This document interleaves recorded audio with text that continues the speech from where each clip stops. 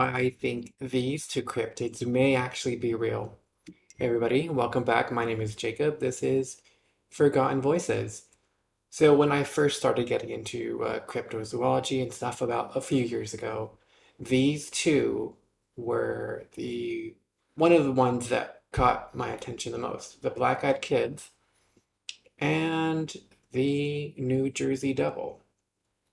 And we'll talk about why I think they may actually be real. So let's start right off with the New Jersey Devil. So the Jersey Devil is, as depicted on the screen here, a horse-like thing with cloven hooves and bat-like wings, supposed to be around the Pine Barrens in New Jersey. So there's been sightings all the way back from the 1900s. Um, this here is a newspaper article about it.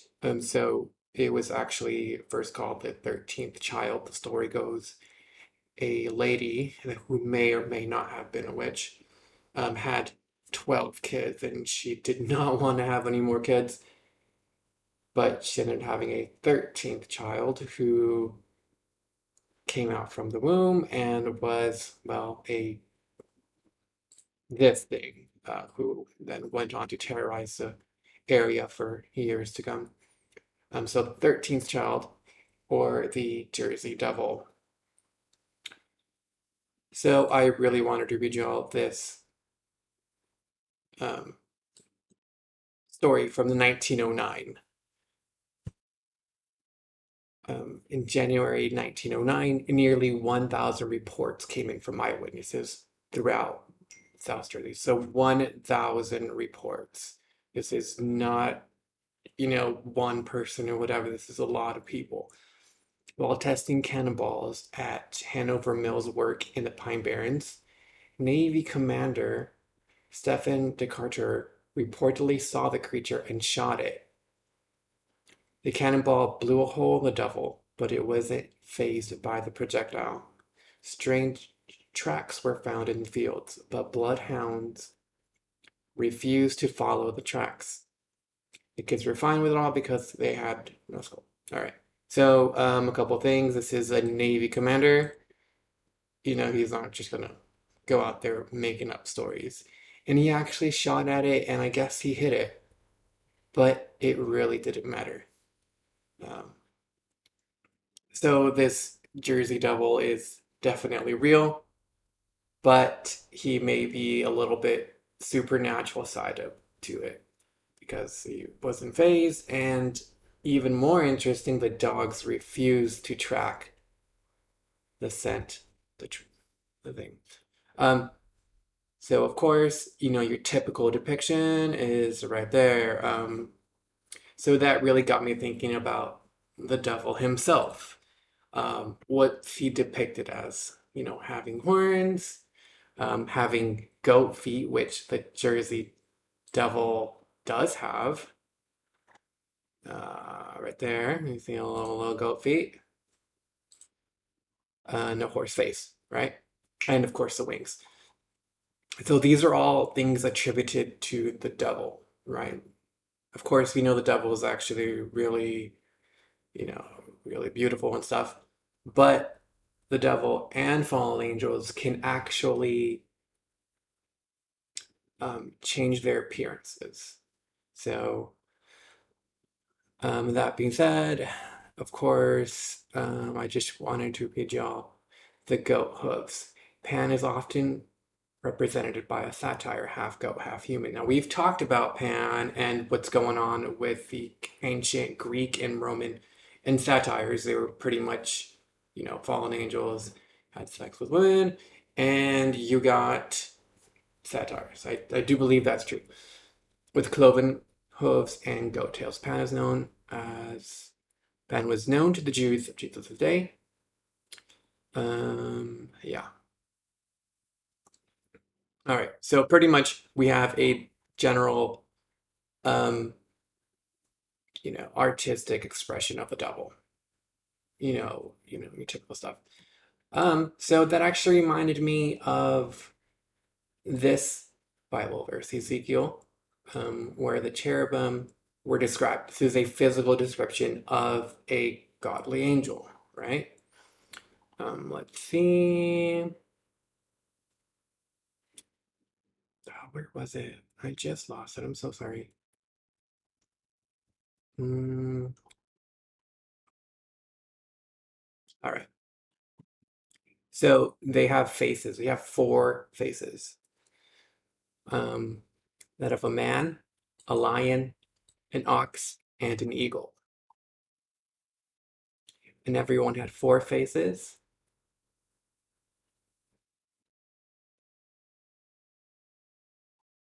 There was one.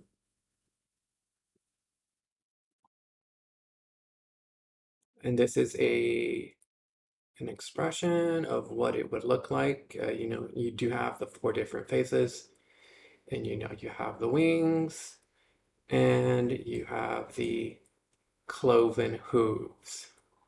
So, um, yeah, here it goes. Also, out of the midst there came a likeness of four living creatures, and this was their appearance. They had the likeness of a man, and everyone had four faces. Everyone had four wings, and their feet were straight, and the sole of their feet was like the sole of a calf's foot. So, I don't think that's a mistake. I don't think that's a just a coincidence. What we're seeing, what people are described as seeing, the Jersey Devil with a horse face, an ox face, could be man of a body, it's standing upright with wings and with cloven feet.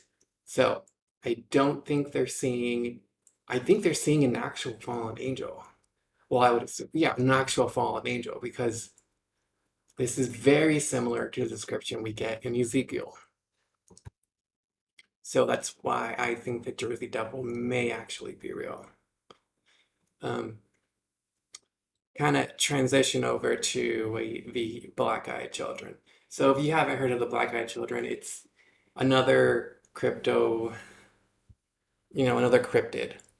The Black-Eyed Children have a very kind of like horror story thing about these kids showing up to your door, asking if they can come in.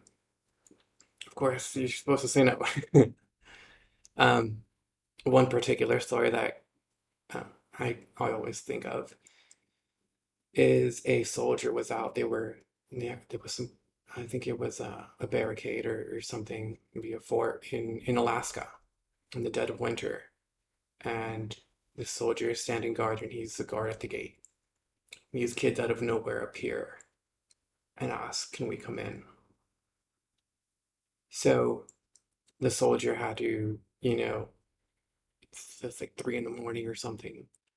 He has to go report to his supervisor, hey, these kids are asking if we can come in. He thought it was weird, it being in the middle of winter in Alaska, out of nowhere, these kids show up. And of course, they had black eyes. So by the time he comes back and he gets back from his commanding officer, the kids are gone. So what I think people are reporting is the black-eyed kids, and they're asking, can I come in? I don't think they're, in this case, it wouldn't be, can I come into the barracks? Can I come into the fort? Whatever it was. I think these are, demons. They're asking, can I come into your life? Can I come into you, essentially? So now, why I think this is more than just some horror story, why I think there's a little bit of truth in here that really gives us a clue into what's going on into the supernatural world. So a lot of times you always hear this thing that they have to have a legal or legitimate authority to do whatever they want to do.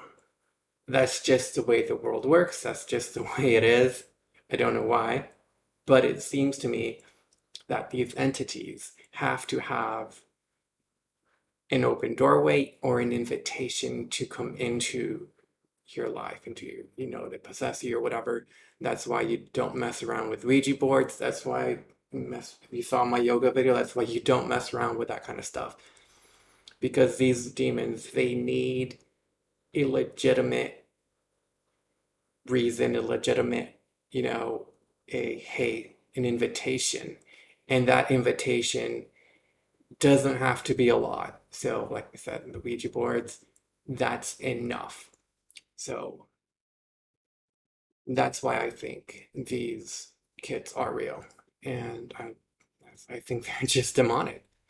Um, if that wasn't the case, if they were just going about and doing whatever they want to do into the house, to your life or whatever, but because they're asking, can I come in?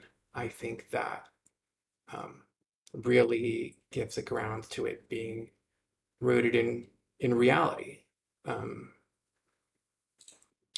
and yeah, so definitely do not let any strange kids into anywhere, especially if you can't see their eyes. Well, if you can't see their eyes. All right, that's it. Thanks for watching. I'll leave a like, subscribe. Bye.